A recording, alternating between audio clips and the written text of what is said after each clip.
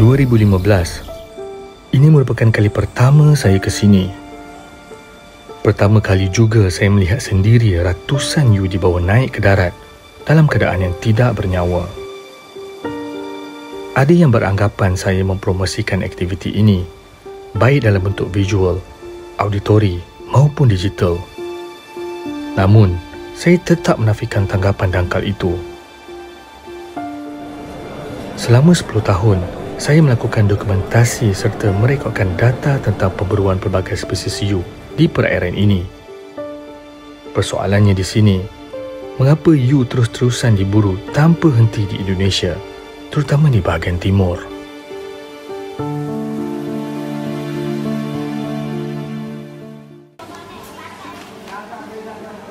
Bagi merungkai kemusykilan ini, saya telah melakukan jurnal di beberapa daerah kepulauan, terutamanya di bahagian Nusa Tenggara hingga ke Flores bahagian timur.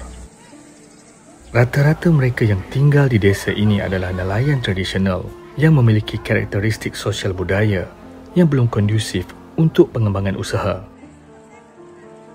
Ramai dari mereka yang hidup di bawah garis kemiskinan biar ada darinya berpuluh tahun mengabdi segala jasad dan tenaga pada seluruh lautan. Impak kemiskinan keras di daerah ini sangat menyumbang kepada aktiviti pemburuan yang telah berlangsung sejak ratusan tahun lalu. Akibat dari kemiskinan, hiu terus diburu kerana harganya yang tinggi di pasaran luar, terutamanya di China dan Taiwan. Kemiskinan akibat minimumnya tingkat pendidikan masyarakat pesisir juga menjadi asbab utama tingginya pemburuan di Indonesia bahagian timur.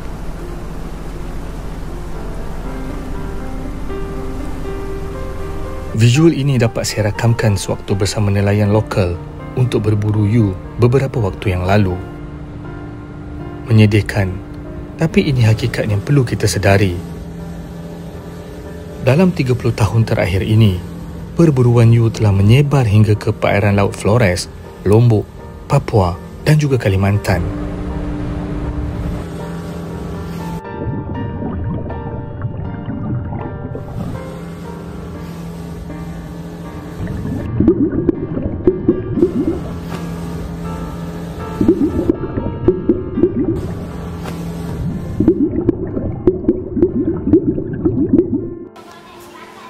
Kemiskinan kultural dan struktural membuat masyarakat terus-terusan menangkap hiu kerana mereka tidak punya banyak pilihan.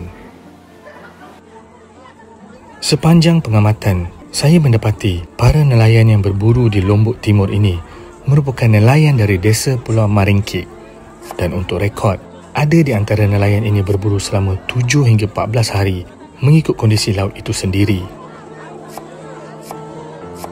Saya punya harapan besar dalam ekspedisi kali ini.